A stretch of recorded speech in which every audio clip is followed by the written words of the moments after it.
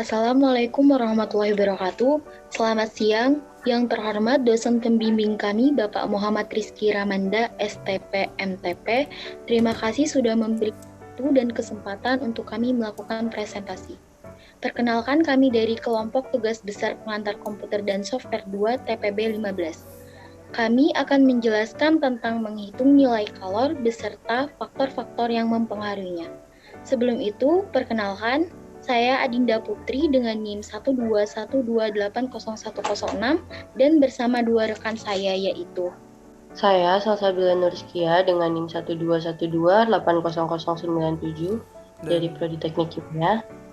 Dan saya yang terakhir, Dani Gufron dengan NIM 1212899 dari Prodi Teknik Kimia. Baiklah, di sini kami akan menjelaskan hasil kerja kami. Dapat dilihat pada share screen program di layar. Yang pertama itu ada include iStream. Secara umum bisa dibilang header.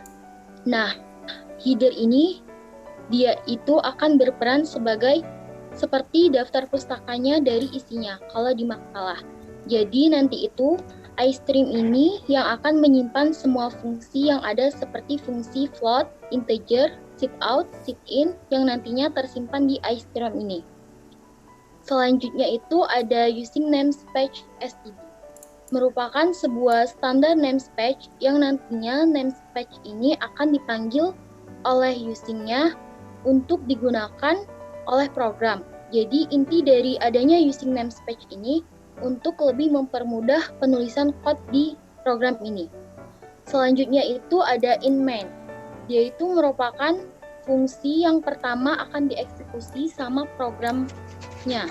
Maka dari itu nantinya yang akan keluar duluan itu sisi out ini juga, yang dimana itu tugasnya untuk menampilkan. Jadi semua yang see out-kan ini yang akan ditampilkan. Sisanya yang tidak akan di see out tidak akan ditampilkan. Jadi kode yang akan dijalankan itu adalah kode yang terdapat di dalam kurung kurawa yang dimiliki oleh fungsi main itu sendiri. Selanjutnya itu ada kamus atau deklarasi, di mana di sini menggunakan 3 tipe data. Yang pertama itu ada float, yang fungsinya itu untuk menerima atau menyimpan semua data berupa bilangan desimal seperti 0, sekian-sekian yang nantinya bakal disimpan di float ini.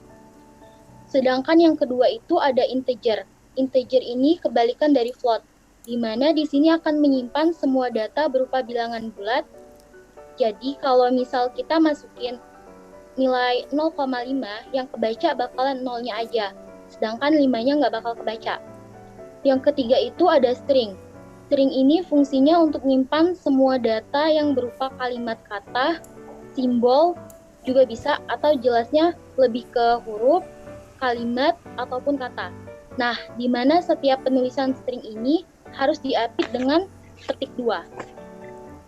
Nah, di sini ada key yang nantinya untuk input nilai kalornya, M untuk input nilai masanya, C untuk input nilai massa kalor jenisnya, T awal untuk input waktu awal, T akhir untuk input waktu akhir, dan ada delta T-nya.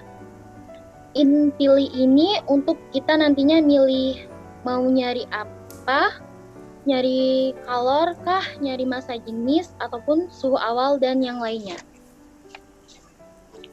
Terus di sini menunjukkan bahwa variabel dengan tipe data string adalah ditanya, di mana dalam bentuk array dengan jumlah data 6, di mana jumlahnya itu 6, tetapi indeksnya itu dimulai dari angka 0 dan berakhir pada angka 5.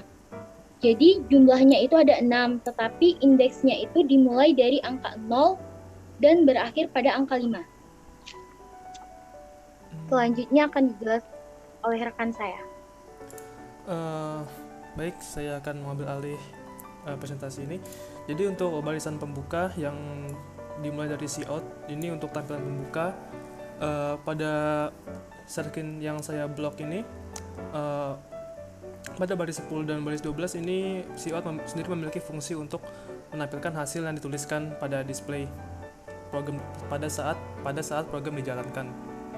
Nah, maka seluruh tanda sama dengan ini apabila dikasih tanda dengan kalimat space n, ini dia hitungannya seperti satu enter dalam Word.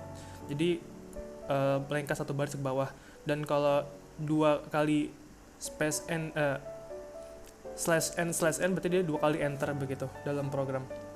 Nah, untuk baris selanjutnya, baris 14 sampai baris 16 ini sebuah kata pilihan menggunakan cout yang tampilkan di display, dan barisan ke-15 itu perulangan dengan menggunakan rumus for integer i sama dengan 0 dan i kurang dari 6.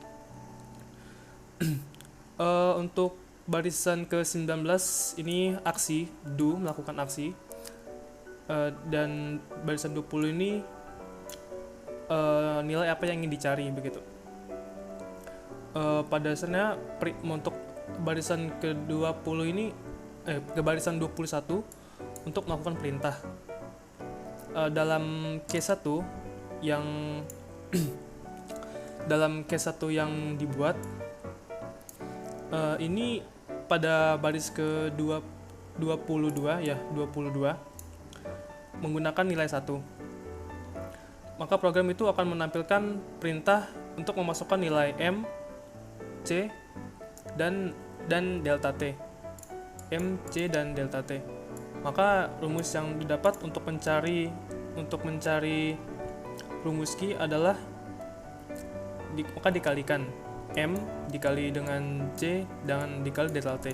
Maka cout akan menghasilkan rumus, maka nilai key sama dengan rumus yang tadi telah dimasukkan.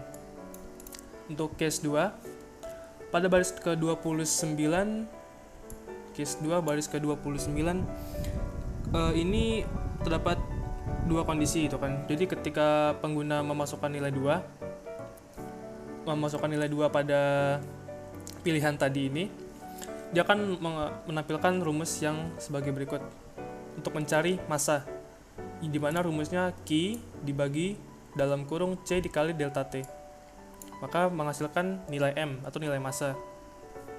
Untuk yang di bagian case 3 pada baris ke-36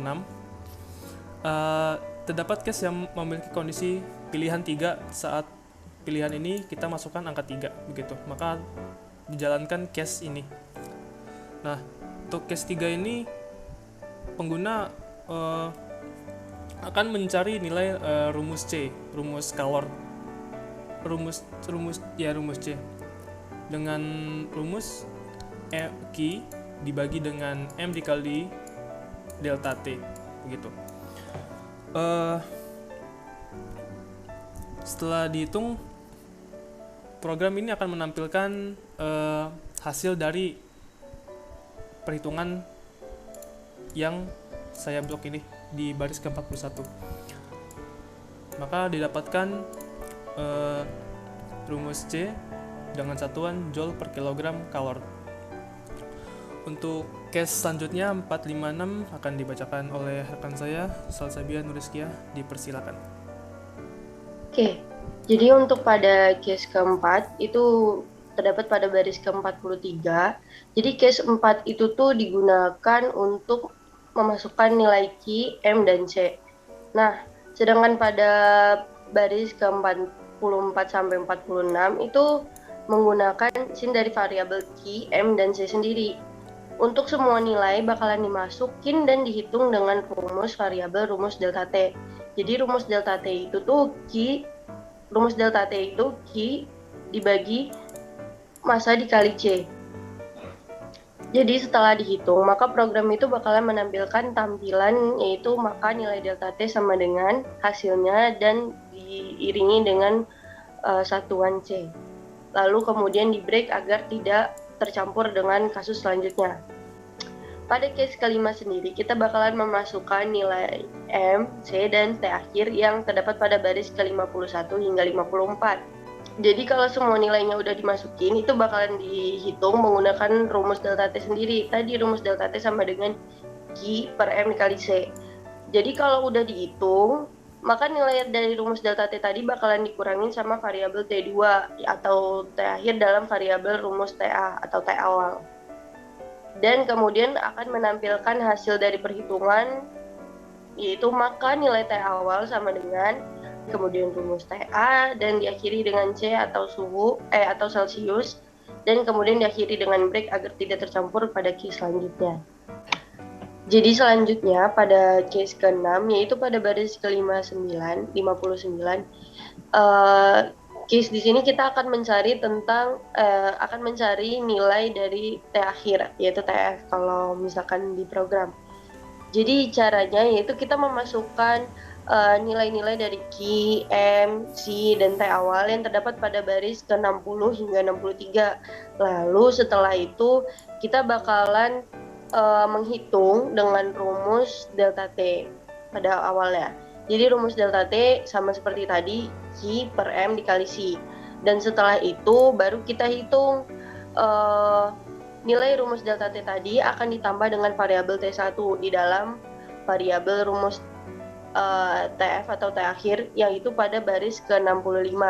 Nah, setelah itu bakalan menampilkan hasil dari maka nilai T akhir sama dengan hasil perhitungan dan kemudian C atau Celsius. Lalu kita break agar tidak tercampur dengan case-case selanjutnya. Jadi yang selanjutnya yaitu ada default. Nah, default sendiri itu pada baris ke-68. Default sendiri berfungsi untuk menerima semua nilai yang tidak sesuai dengan ke-6 case tadi yang sudah dijelaskan di atas. Nah, jadi pada program ini ketika tidak ada nilai yang sesuai dengan kondisi case, maka program akan menampilkan output yang memberi keterangan bahwa nomor yang telah dipilih oleh pengguna itu tidak tersedia. Seperti pada baris ke-70 terdapat tanda kurawal tutup dari switch yang artinya batas percabangan telah selesai. Jadi kalau misalkan tidak ada, maka itu akan menampilkan pilih nomor yang tersedia.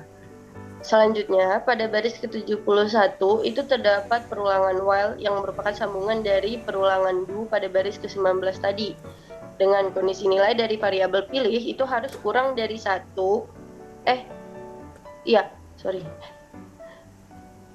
harus kurang dari 1 atau lebih dari 6 pada operator boolean yang artinya adalah atau fungsinya. Jadi ketika kondisi while tersebut terpenuhi atau pengguna memasukkan angka yang bukan 1 sampai 6, maka program akan berulang kembali ke do pada baris 19 tadi dan akan meminta pengguna untuk memasukkan angka lagi. Namun jika kondisi pada while tidak terpenuhi, maka program akan mengeksekusi baris selanjutnya dan tidak akan mengulang.